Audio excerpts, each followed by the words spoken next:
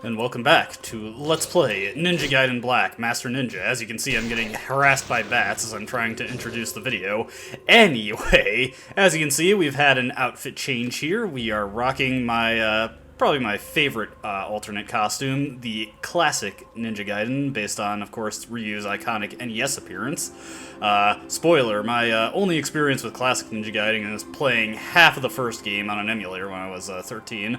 Otherwise, my experience with classic Ninja Gaiden is strictly rooted in the ancient LP history of Proton John. Now, coming into Chapter 7, we've got a couple things to take care of before we actually get to the meat of this chapter. We've got some shopping purchases that I want to backtrack to get, and we've got a Fiend Challenge.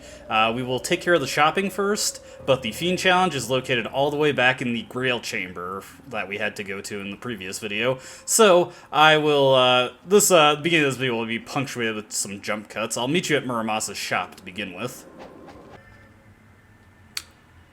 Alright, here we are at Muramasa's shop. What we want to purchase here is a few upgrades. First off, we can get the Dragon Sword up to level 3, which will unlock a couple of interesting new moves for it, and this of course give us the general power increase, which is always nice.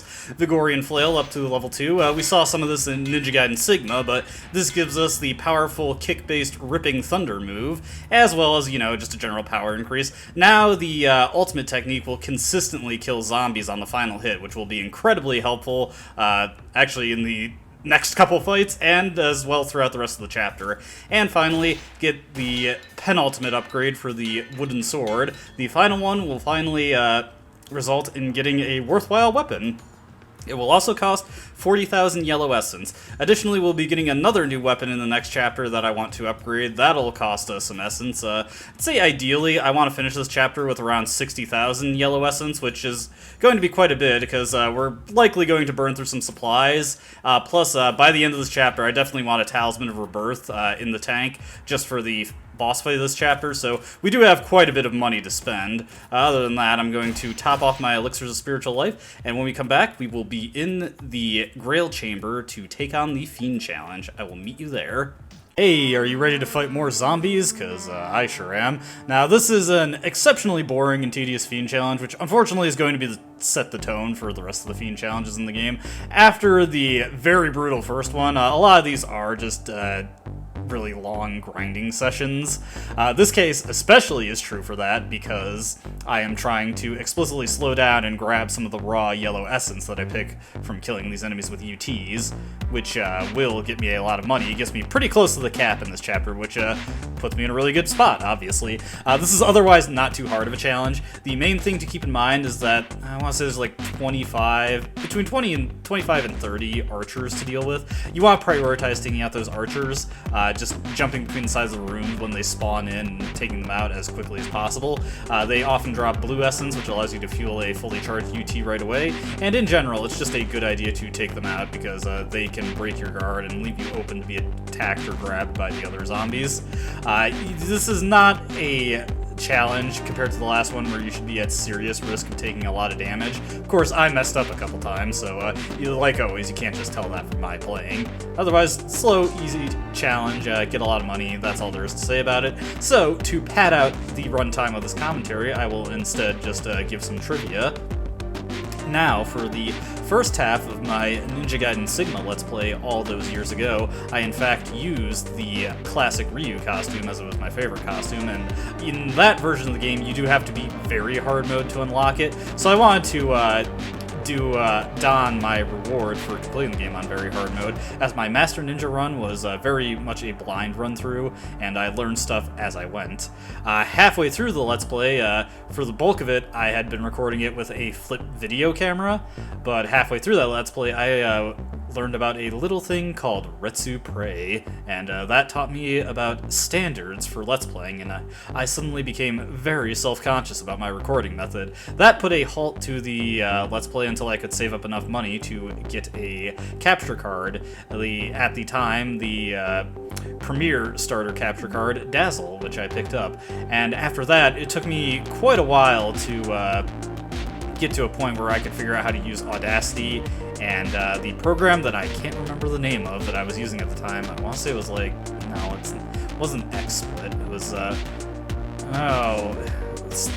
want to say it was like Z-Sync or something. It's been so long, I can't remember what program I recorded with, but it took me a while to figure out how to do it in tandem with recording with Audacity, get the commentary synced up, and by the time I got back to the point where I could seriously record the Let's Play, I was seriously out of practice, so I just played from the start again and switched to the standard Ryu costume at that point, the Black Falcon, just because I kind of dislike incongruity between cutscenes and gameplay.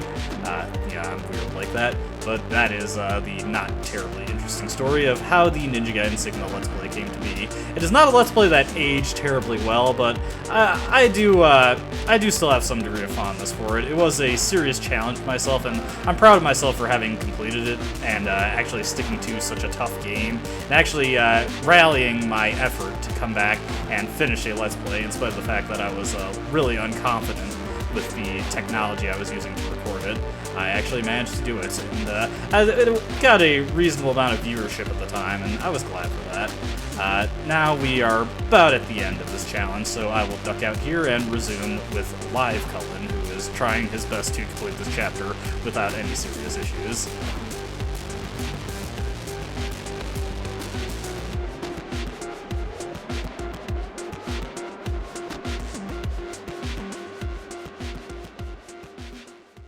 And there we go, after a slow but relatively easy fiend challenge in the moments where I was not getting careless, we've got our reward, another Lives of the Thousand Gods. That makes 2 this chapter, and 2 life upgrades. We've been waiting so long to get a decent amount of these, and as you can see, I am roughly, 6,000 away from the cap for Yellow Essence, so yeah, going slow with that, pretty lucrative there. Let's see. Just thinking about, I still got my 9 golden scarabs. I want to be careful about when I turn those in, because if I turn them in early, it'll completely waste this Great Spirit Elixir, or the Great Spirit Elixir that we get from it. But that is the Fiend Challenge there. Relatively easy one, as long as you don't get careless like I occasionally was. And with that taken care of, we can finally move on with the rest of the chapter. Our destination is, of course, the part that the Bone Dragon broke. He opened up a tomb area that we can now explore. You'll find that like I demonstrated, we can just head back to the monastery entrance if we so desire, so you'll find by the end of this chapter, this trip we're taking is kind of roundabout and weird, and it's not exactly clear why we need to do so, other than that this is a video game, and going forward is how we progress the plot. Yeah, it's at this stage of the game where the plot of Ninja Gaiden 2004 becomes a bit incoherent, and it's not exactly clear why you're doing any of the things that you do. Ryu just kind of does them because he's directed to do so. Yeah, want to try and get as many bats out of the way before I climb up this ladder. Of course, I may still get nibbled on as I go up. Okay, we did not. Just hit these guys. See if I can't get a health refill here. Yes. Alright, we're going into the next section topped off, which will be handy because got a section that's very easy to take some damage in. Not easy to die in, just easy to take damage in. Anyways, here is the remains of our bony friend. Now, before we leave this circular area, as we can see, we've got a golden scarab right here that brings us up to 16. We're going to come one shy of the 20 scarab reward here. We'll end this chapter with 19 golden scarabs altogether. Heading into here, we've got a bunch of zombie archers coming up. We want to quickly take this one out with Wide Heavens, if we can manage. Yeah, could not manage without getting hit. Like I said, very easy section to take damage on, though it's you'd have to be trying pretty hard to die here, truthfully. The zombie archers are just very annoying. As you can see, they can fire at a moment's notice, and they like to delay their shots just to screw with your expectations. They're also very randomly competent with aiming, as you can see. Luckily, they're very reliable about dropping blue essence. Of course he didn't right there. Usually they drop blue essence. Come on, give me blue essence here. Top off the health that you stole from me. There we go. But otherwise, not a terribly difficult fight. Here is the Muramasa statue that we will have access to for the majority of this chapter. Okay, let's see. I do want to buy a Talisman of Rebirth eventually. Yeah, we're actually going to be getting quite a bit of money coming up, so let's just buy this preemptively. Hopefully I won't use it before the chapter is over, and we won't need to buy arrows. Don't need to buy smoke bombs. Anything else? No, we're actually pretty much set here. Usually when I play this chapter, this is where I do my shopping. I don't really feel that backtracking to the statue at the start is really worth it, but did not do so in this playthrough. Here we've got the map for the hidden underground tomb area. You may notice we've got a lot of sort of Egyptian hieroglyphic type things on the wall. This heavy Egypt imagery will become more apparent as we progress throughout the chapter. I'm not exactly sure what the deal with that is, and it actually got me thinking, where the heck is the Vigoorian Empire? Because I always had just assumed that it was some East Asian nation that was relatively close to Japan that you could reach via blimp, because, you know, Ryu's from Japan. It's heading to a nearby nation, but now that I think about it, you know, we've got this Egyptian tomb here. The main bar was known as Han's Bar. All the people who came bursting out of there seem to be white. Rachel herself is definitely white, and her commentary kind of implies that she's from at least a nearby country, so it was like, is the Holy Vigor Empire like some sort of pseudo-Soviet nation that's in Eastern Europe? I'm really unsure where this place is supposed to be. It's got a vaguely Chinese-sounding name with Tyrone, also. Very weird. There's the other golden scarab there. We got our treasure over there, and let's cross the bridge and continue on our way. What's this? I sense trouble. Oh dear. We're surrounded by zombies who are not a threat at all. This, however, is kind of a threat. They broke the bridge and dropped us into this area. We got more zombies to fight here. I'm just gonna cut ahead because this is boring.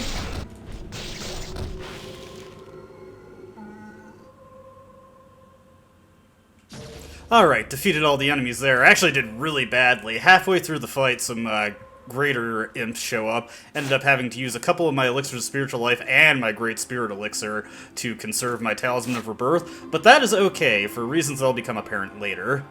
Now, going into this room over here, we're actually going to want to equip our dragon sword. We're also going to want to make sure our shuriken are equipped. Alright, heading into the Chamber of the Blue Eye. Starting here, we've got more zombie archers to take care of. We're going to take out this one first. Here's the 360 spin move for the dragon sword. This is Gleaming Blade. Decently effective against the zombies, but the main thing to note about it right now is that it has actually been upgraded at the level 3 upgrade for Dragon Sword. It can now be turned into an ultimate technique.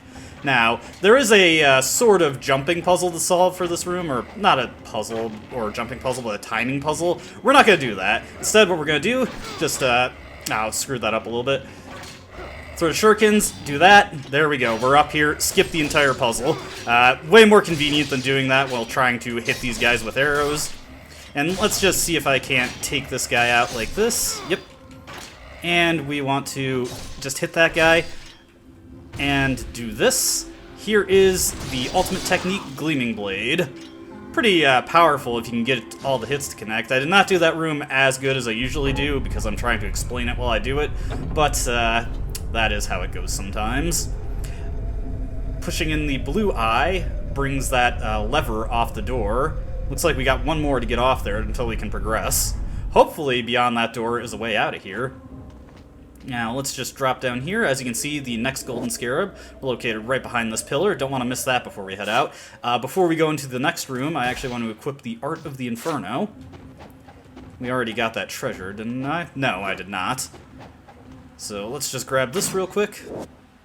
There we go. Life of the Gods, very handy. Want to grab the arrows before you head out of here, but before I do, or I already did, before we head out, I'll just show out what the puzzle is supposed to be. So we take our bow here, we hit this red light. This will bring up a sort of Indiana Jones and Last Crusade-esque bridge, and we can also shoot the lights on these pendulums here to slow them down so we can walk past them more easily. I didn't really feel like doing that. It's kind of annoying while those guys are shooting on you. You don't exactly have a great spot to shoot them with the bow in return, so I just decided to bypass that.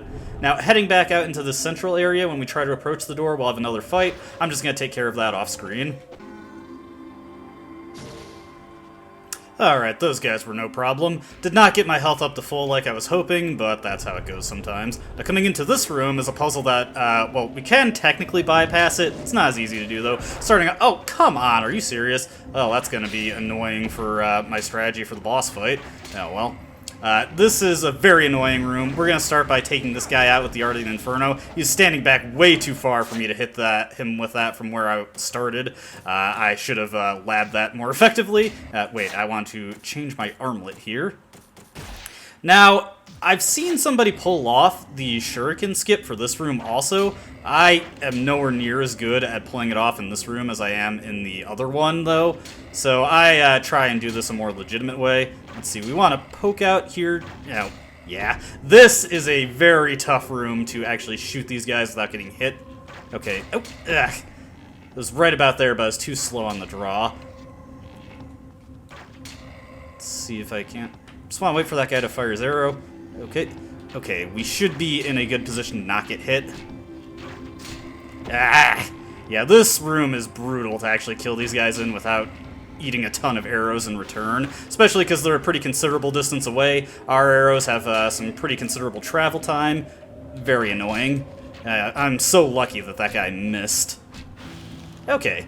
Ugh. Do not like this room at all. Now, coming over here, you've got a Life of the Gods, and in the chest up here, got a Great Spirit Elixir. Going to use an Elixir of Spiritual Life to top myself off a little bit. Gonna re-equip the Dragon Sword also, and I'm not too worried if we use a Great Spirit Elixir in an upcoming fight. Let me see, what else do I got on the table? Yeah, it is really unfortunate that I had to use 2 Nimpo there. I wanted to have 2 in stock for the upcoming fight. Alright, so we want to walk past this. Want to jump past this one. It's a good thing I have some arrows in stock, because we do actually want to slow some of these down. We'll jump past this one, and we want to take out the middle one here. There we go. Slow that one down. Just wait for it to go by. Got hit by the spikes there. Oh, of course. Yeah, I am not an expert at getting past this one. I will hopefully not fall multiple times. But yeah, this one, like I said, I've seen somebody pull off the shuriken skip for here, but it's never wanted to work for me whenever I've tried it. And these lights do reactivate themselves after a little bit of time. Oop. Come on. Okay, that was bad, but let's just jump over and hit the light here.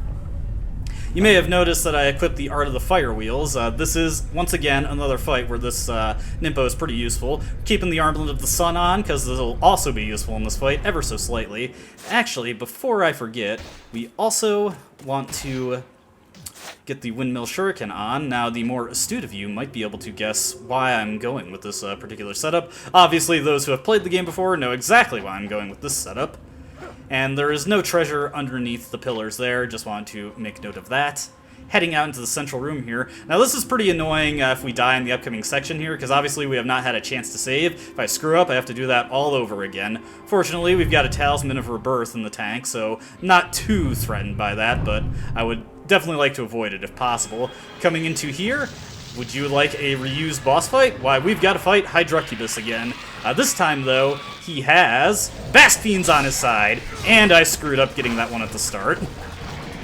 Fortunately, one thing that kind of works for our favor here is that Hydrucubus likes to swap these things aside for us. How nice of him. As you can see, one came back in immediately there.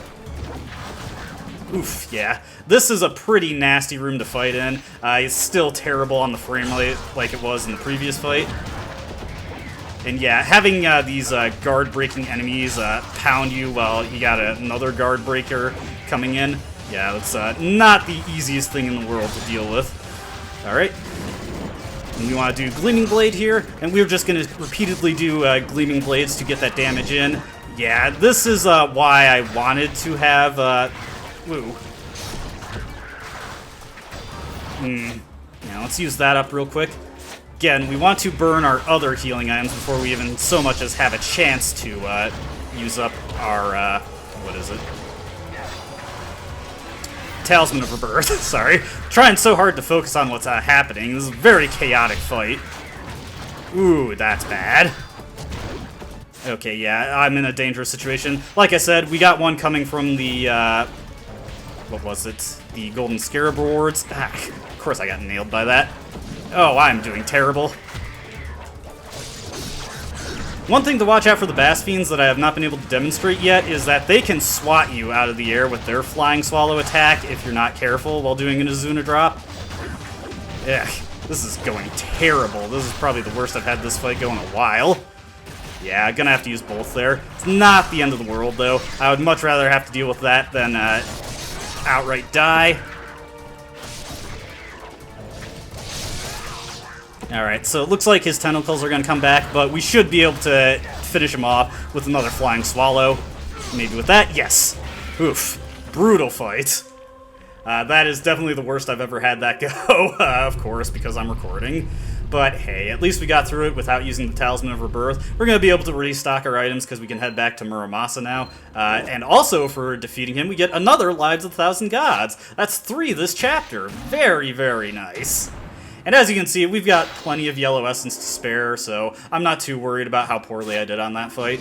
And we can top ourselves off with that blue essence. And let's get the Vigoorian Flail back on, and of course the Armlet of Potency. We have another fight that'll be very handy to have that for. Now, let's head back. First, we want to head back to the Muramasa statue. If you're playing this game personally, we're going to be hitting another checkpoint also. You may very well want to, if I can jump up, as you can see, these walls came, allowing us to jump up here. Oh, come on! Yeah, this sand here is kind of curving up and making Ryu approach for a diagonal wall run.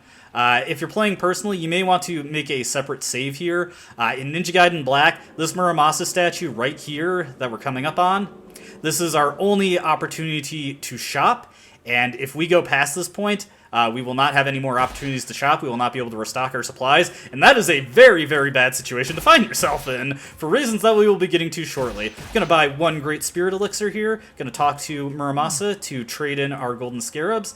That'll get us a Great Spirit Elixir, because I undid turning in that reward, and an Elixir of Devil Way. Would have liked to have that for the boss fight with Hydrocubus, but was not able to plan that far in advance. Alright. Leaves us with 56,000 yellow essence, which I will stick with. That'll be very handy for an upcoming, or the upcoming purchases in the next chapter. Not saving at that statue because there is another one coming up right after this. Thankfully, we do not get attacked as we are going through the lower area here. Coming up here, you may have noticed from the distance there's a little light on the throne. This is our first Jewel of the Demon Seal in Ninja Gaiden Black. We had already gotten one of these in Ninja Gaiden Sigma. This is the first opportunity we have to get one in Ninja Gaiden Black. Unique to Master Mode and Very Hard Mode, zombies come out once you grab that. So we're just going to deal with these guys real quick. As you can see, archers, still annoying, but not too big of a threat as long as you are prepared for them. This is not the last fight we have in the Catacombs here. Let's just take this guy out real quick. Actually, I'm going to let him fall. Let's update our checkpoint at this handy-dandy save point right here. And going down this way, we got, as you can see, a couple more zombies. I'm going to do this fight off-screen, as there could not get the blue essence there. But I'm going to take care of this fight off-screen, because it's just more pointless zombie killing. Alright, managed to avoid damage on that. Sadly, could not clear that in the Karma time limit. Not that it would really matter, for reasons that are going to become apparent in a second. If I took damage, I mean. This Ninja Corpse has an interesting thing for us, the Art of the Ice Storm. This is the 3rd Nimpo we can get in this game, and it is universally considered to be the worst. It's a very weak area of effect spell that I think is just meant to drive up your combo count. There is a much better area of effect Nimpo that is available later in the game. I'm not sure if I'll ever actually get a chance to show off the Art of the Ice Storm, because it's just genuinely not that good, but yeah, we got it here. While I'm thinking of it, let's use that Jewel of the Demon Seal that we got access to, power up our Art of the Inferno, since that is the way more useful Nimpo, and it could potentially come in handy in an upcoming fight. Coming down here, we've got what is probably the most notorious change introduced to the harder difficulties coming up right now. Here we go, Ghostfish. These are probably the most universally hated enemy in the game. These guys float around you. If they bite onto you, they all swarm in, start hitting Ryu with repeated little bites, and that can be very hazardous to your health. These guys can kill you very quickly, burn up your talismans of rebirth when you don't want them to. Not that you'd ever want your talisman of rebirth burned, but yeah, these guys, very annoying to fight. As you can see, the method here is to do jumping strikes with the Vigoorian flail, land, do a quick combo, loop into a jumping strike, and that is how we deal with these guys. Sometimes they do not like to appear in certain rooms. Here we have even more vivid Egyptian imagery here. You know, got these, I guess these Anubis-style sculptures. Straight up just got like pharaoh-like paintings over there. And a pharaoh's casket, sarcophagus. Well, let's go check that out. But if we walk down the stairs, it goes on up. Coming back up the stairs, though. I said coming back up the stairs. Oh, no, wait, nah. Sorry, I'm forgetting this. What we gotta do is step on the switch over here. Yeah, I forgot how that worked. It's been so long since I screwed this up that I haven't had to hit that switch in a very long time. I did it on purpose there. I didn't screw it up. I did it on purpose just to show what happens. Please believe me. But to get to it, we have to wall run along this mural here. This will come down, and we will get access to our next statue.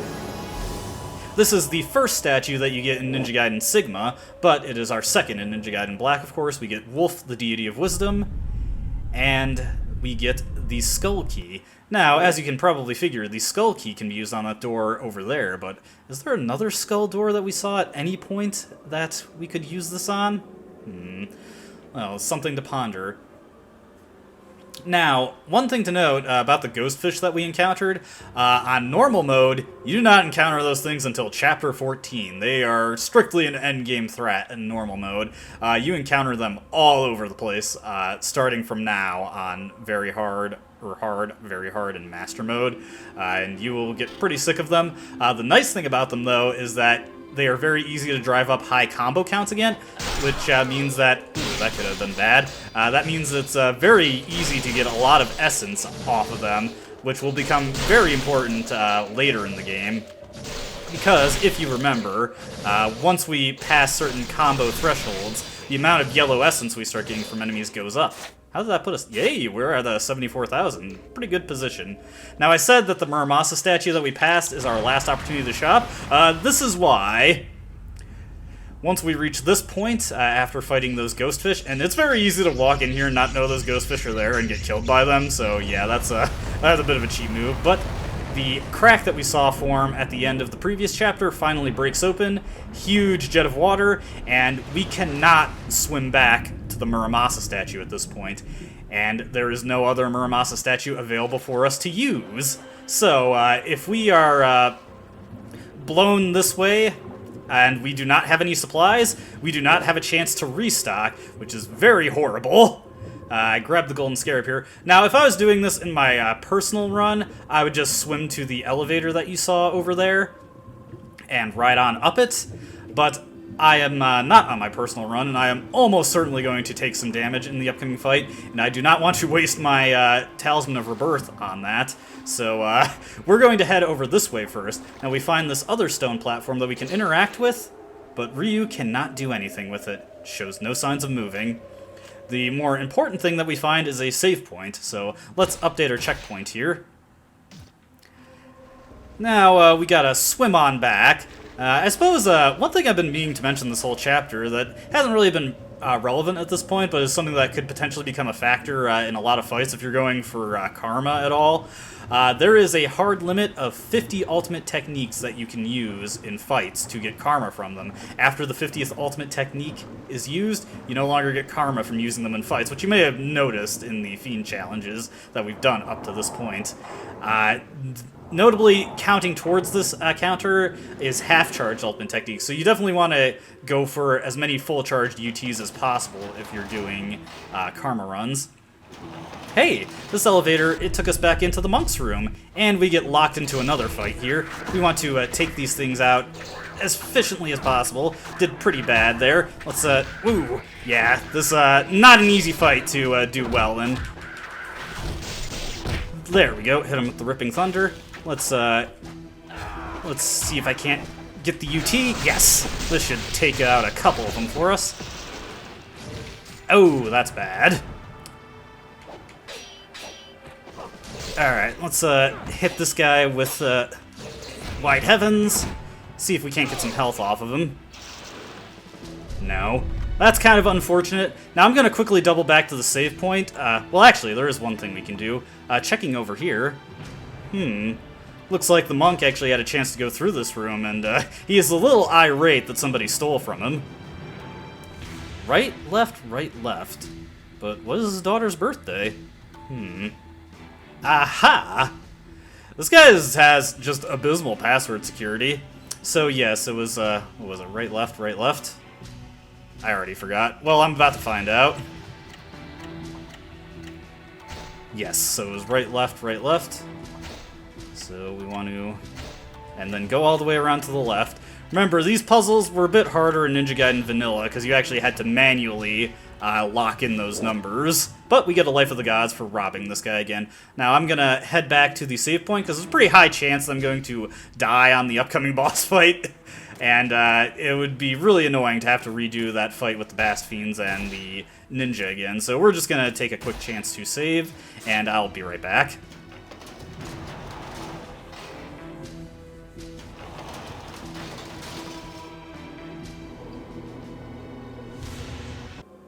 You know, I kind of have to wonder how Ryu is exactly using this elevator. It doesn't seem to have any obvious way to operate it. Oh, whatever. Ninja magic, that's all you need to know. So, heading back out into the monastery proper, not much will have seemed to change here, really. But let's drop down here. I guess we don't really have any direction at this point. Let's just leave this place. Going over this way, of course, to get to the door. And let's get on out of here, maybe save our progress out. What? Huh. We can't leave. One other thing to note is this is your last opportunity to actually do the Archive Fiend Challenge. If you have not done it yet, it is one of the only missable Fiend challenges in the game. It is permanently inaccessible after this chapter. Now, I'm gonna preemptively use a couple of my Elixirs of Spiritual Life. Kind of would have liked to have been able to save all of these for the fight, but I can't always do well enough to guarantee that. Alright, let's get into it.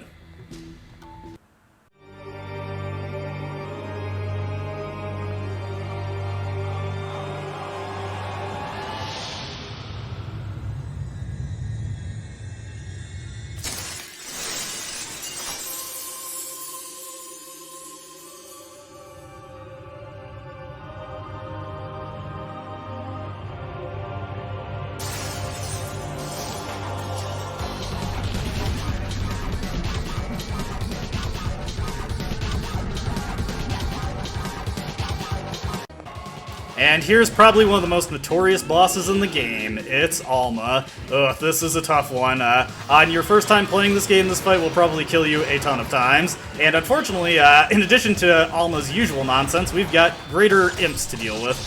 We definitely want to get these guys out of the picture as soon as possible. As you can see, Alma has a variety of attacks here. She can throw pillars at us, which is pretty annoying. Could not hit her with that. She can shoot us with energy pellets. All of these attacks tend to have guard-breaking properties, or at the very least guard-crushing, mostly. She can lunge at us like so. Not having much luck getting this greater imp out of the way. Got nailed by the pillars there. Oh geez, this is going terrible. This is about the worst way this fight can start. I am just not having any luck getting rid of this imp. Alma can occasionally nail the imp with the pillars of her own, and ugh, camera, work with me here. The camera is definitely your biggest enemy in this fight. It sometimes has a very hard time figuring out what the heck is going on. Okay, now that was an opportunity to hit, but again, the camera was kind of screwing up. Can I get this imp out of here? Oh, jeez. Well, I got a very light hit on her. We're going to have to use our other Elixir of Spiritual Life. Yeah, this is almost certainly going to be a game over, because this is about as terrible as this fight can start. But this is a good index for why Alma is considered the most difficult fight in the game. Oh boy. Alright, we finally got the imps out of the way, so now we can actually focus on hitting her. So, to deal with Alma, you basically have to use Flying Swallow and pray it knocks her out of the air. You have to hit her in between her salvo of attacks, and occasionally Flying Swallow will knock her out of the air, allow you to hit her with Blade of Nariti, like so. And this will deal some pretty good damage to her. Unfortunately, it also puts her pretty close into bringing more greater imps in. Since this fight has been going so awful so far, here's another chance to hit her. Unfortunately, it did not work. Another chance, did not work. Another chance, there we go. I do not know what determines whether or not that actually hits Alma. It is, as far as I can tell, it is just completely random. When she uses that attack, that is her special grab attack. It does about half your health bar and damage if she grabs you, but she is vulnerable at the end of the animation, which is another good way to get damage in on her. Notably, it is the only guaranteed way to damage her that I ever see in this fight. Alright, this is going much better with the imps on this cycle, and we're taking out more of them this time. There we go. Hey, actually hit her with a little bit of the damage on that. Now, unfortunately, in addition to Flying Swallow just randomly working or not, Alma herself has a very random pattern. She just does whatever the heck she wants, and occasionally you're just going to be dodging salvos of Energy Blasts and Pillars repeatedly until she gives you an opportunity to actually attack her. Like so. Very nice when we get those opportunities. You definitely want the Armlet of Sun equipped for this fight. You want to eke out as much damage as possible. Yeah, when she lands, that's probably the best opportunity to try and Flying Swallow her. That was actually very risky. She could have grabbed me there. Now, the biggest thing that's going to lead you getting hit by that grab is you're going to try and do Flying Swallow, but instead Ryu's going to do a Helm Splitter near her, land on the ground, and she's going to immediately retaliate with the grab. That almost always results in you getting hit by it. There, you see, the camera just keeps jerking around so much. It is so hard to consistently Flying Swallow her because of that. That was very risky. Yeah, I'm a little late on the Flying Swallows there. A little late, period. Ugh, come on. Let me hit you. Like I said, I do not know what determines when Flying Swallow will actually work on her. It just seems completely arbitrary. You can also occasionally hit her with Art of the Inferno. That'll knock her out of the air as well, but she can occasionally just dodge it, which is not good. There we go. Alright, at this point, I'm going to use Art of the Inferno to take some of these guys out. Oh, hey, hit her. Yeah, we'll do that. Let's see if that hits her. Nah. Do we get health off of these guys? No. Yeah, let's just use Gleaming Blade, abuse the invincibility there to avoid that. Yeah, the camera not agreeing enough for me to actually hit her here. We're pretty close to winning, though, and I still have my Talisman of Rebirth, so we may actually win this fight. Knock on wood, knock on wood. I'm not going to knock on wood literally, because that would be really loud in your ear. You're right next to... Oh, dear, oh, dear, oh, dear.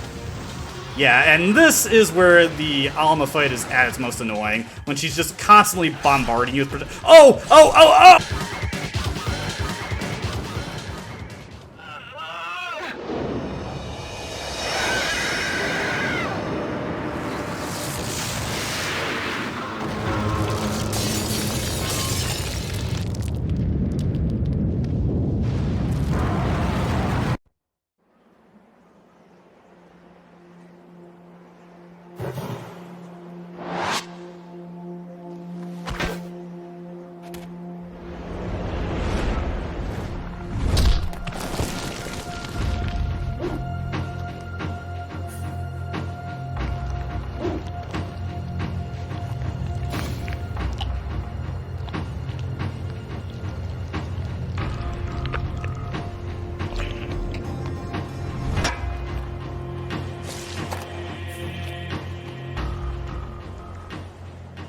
Do it. I can't kill my own sister.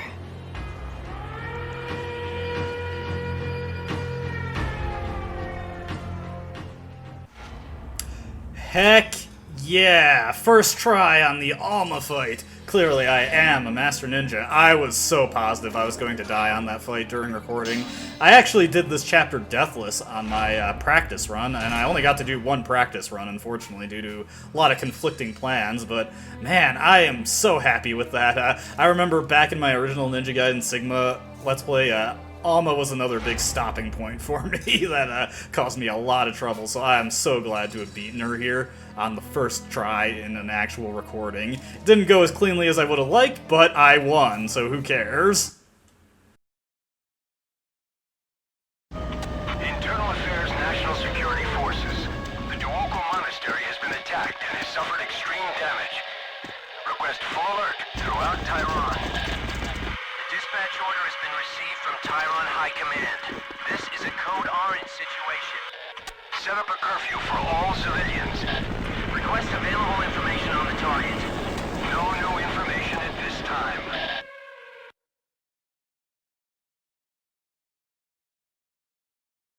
So, the greater fiends have a soul, don't they?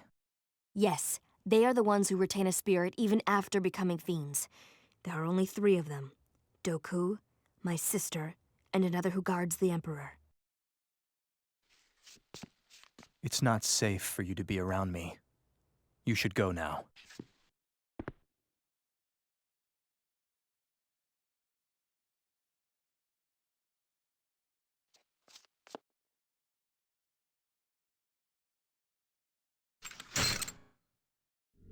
Ah, Rachel. I should kill you now for the pain you've inflicted on Alma, but instead, I shall use you to make her even stronger. It will be your blood, the cursed blood of a twin sister, that shall serve to awaken Alma. It is a shame such a fine specimen has to go to waste. You might have become more powerful than even Alma, but no longer.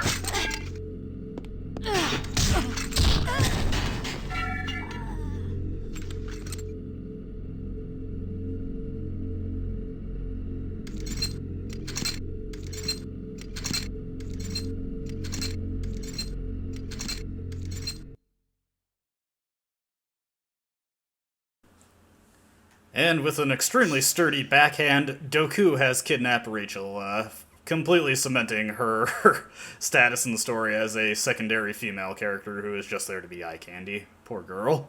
Now, Doku left out the same door Ryu left out of, but we're not going to bump into each other because that would probably cut the plot short a little bit.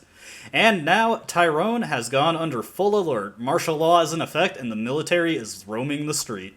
The military of Tyrone is, of course, different from the police force of Tyrone. There's a couple things we can do before we head out. First off, let's get a message from Ayane. Haven't heard from her since the start of Chapter 6. Tyrone is now under alert. You are completely surrounded and the situation is grave. But you should be able to disrupt the military's organization by attacking the radio control tower next to the military supply base. To reach the supply base, you must first cross the drawbridge. That is where your path should lead you. As you can see, Ayane has an immaculate plan here. Rather than just try to work around the military and ignore engaging them and potentially bringing more heat down on Ryu, instead we're just going to attack their base directly and destroy their radio control tower in an unprecedented act of terrorism in Vigoorian history. Solid plan, very ninja-like and stealthy. But that will have to wait until the next video. I am just going to bask in my victory and probably get dinner. I'm hungry. But that is neither here nor there. Now, as always, I hope you enjoyed watching, and I hope to see you next time. I truly do. But until then, goodbye.